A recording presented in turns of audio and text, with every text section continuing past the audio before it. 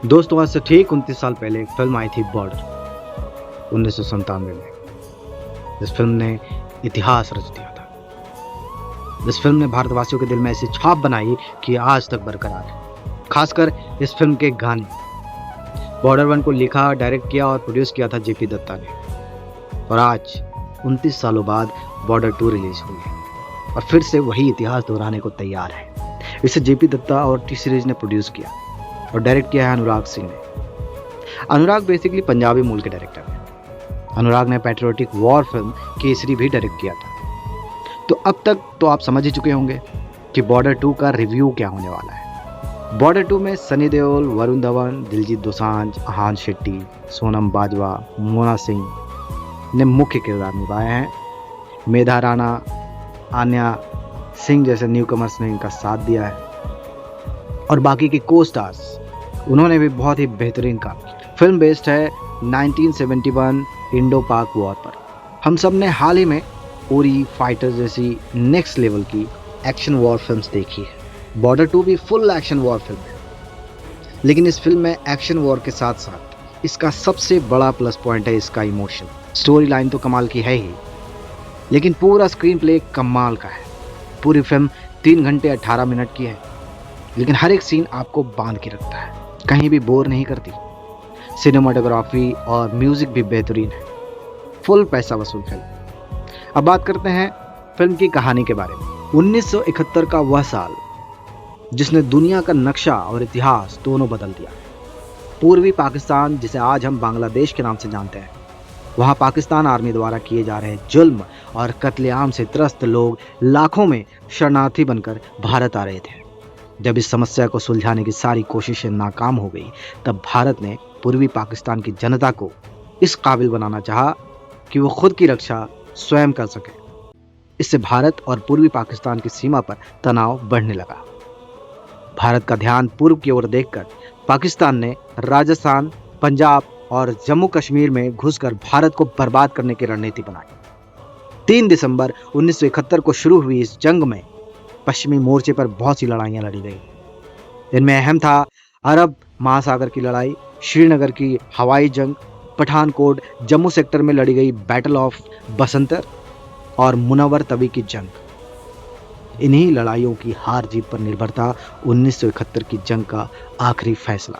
इस फिल्म में आपको 3 दोस्तों की कहानी भी दिखेगी, उनके परिवार का, उनका इमोशन। जैसे वरुण धवन आर्मी में है, आहान शेट्टी नेवी में है और दिलजीत दोसांझ एयरफोर्स में। वहीं इन सबके सीनियर सनी देओल ने आर्मी चीफ का कैरेक्टर किया है।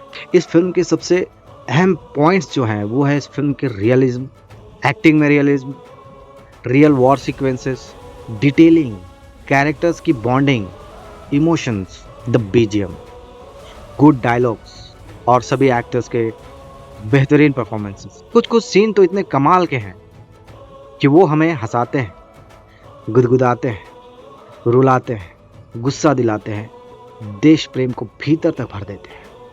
वैसे तो कई सीन्स हैं जिनका जिक्र किया जा सकता है, लेकिन सभी सीन्स का एक्सप्लेनेशन वीडियो को लंबा बना देगा, इसलिए कुछ कुछ सीन्स का जिक्र जरूर करूंगा मैं। जैसे एक सीन है इसमें भारतीय सैनिक अपने खेमे में आपस में टाइम स्पेंड कर रहे हैं। तभी एक सैनिक कहता है कि आज दुश्मन को ना मार पाना तो दुख की बात है, लेकिन बल्लम सिंह का दुख उससे भी कहीं ज्यादा है।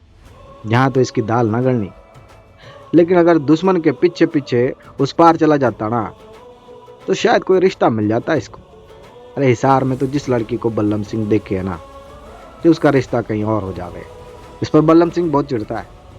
ये सीन हमें बहुत हंसाता है, लेकिन जब यही कैरेक्टर्स जब वॉर जोन में एक दूसरे के लिए केयर करते हैं तो वो हमें रुला देते हैं। एक सीन है जिसमें सनी देओल और मोना सिंह के इकलौते बेटे को आर्मी में ज्वाइनिंग लेटर आया है और दोनों बाप बेटे मिलकर मोना सिंह से परमिशन लेते हैं।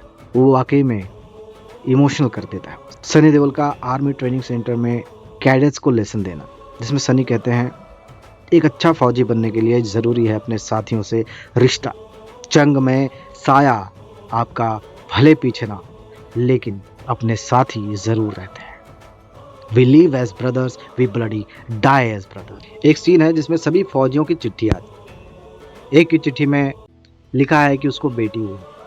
वो अपनी खुशी बांटने के लिए अपने फौजी भाइयों की तरफ बढ़ता है, लेकिन देखता है कि एक फौजी भाई अपनी माँ की मौत की खबर पढ़कर बहुत दुखी है। जिसको बेटी हुई है वो अपनी खुशी की खबर ना बताकर उसके दुख में उसको ढाढ़स बनाता है। लेकिन जब दूसरे को पता चलता है कि उसको बेटी हुई है, तब वो अपना दुख भुलाकर उसकी बेटी होने की खबर पूरे यूनिट को बताता है और मिठाई बांटता है। ये सीन वाकई में हमें रुला देती है। और जब छुट्टी लेने की बात कहता है, तब वो उसे कहता है, ना भाई, एक माँ को तो ना बचा सका, पर जब तक दूसरी माँ को ना बचा लूँ ना, ये पोस्ट छोड़ के तो ना जाऊंगा। डायलॉग्स भी बहुत अच्छे लिखे गए, ज्यादा मेलो ड्रामा को ना रखकर रियलिस्टिक डायलॉग्स लिखे गए हैं। जैसे सनी देओल के डायलॉग्स थोड़े ड्रामेटिक लग सकते हैं, लेकिन सनी पाजी के मुंह से सुनने में मजा आ जाता है।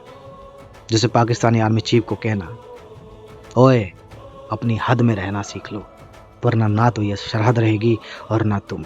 या फिर ईस्ट पाकिस्तान को तो संभाल नहीं पा रहे हो तुम लोग, और कश्मीर की रट लगा रखी है। अरे तुम्हारे पाकिस्तान में इतने लोग नहीं होंगे जितना हमारे यहाँ ईद पर बकरे काटे जाते हैं। एक सीन में एक फौजी कहता है, ओ जग्गी वो आलू जल्दी कट, फिर दुश्मन भी कटने हैं। दिलजीत दोसांझ का एक टैगलाइन डायलॉग है, लोग ऊपर देखते हैं ना तो उनको भगवान दिखता है, और दुश्मन को सेखू। बॉर्डर 2 ने 29 साल पहले लिखे इतिहास को दोहराया है। ये सिर्फ एक फिल्म नहीं है, ये देशभक्ति का जज्बा है, एक इमोशन है जिसे हर भारतीय को महसूस करना चाहिए। मैं बॉर्डर 2 को 5 में से 5 पॉइंट दूंगा। ऐसे ही ऑनेस्ट रिव्यूज जानने के लिए हमारे चैनल को सब्सक्राइब कीजिए, लाइक कीजिए, शेयर कीजिए। जय हिंद, जय भारत।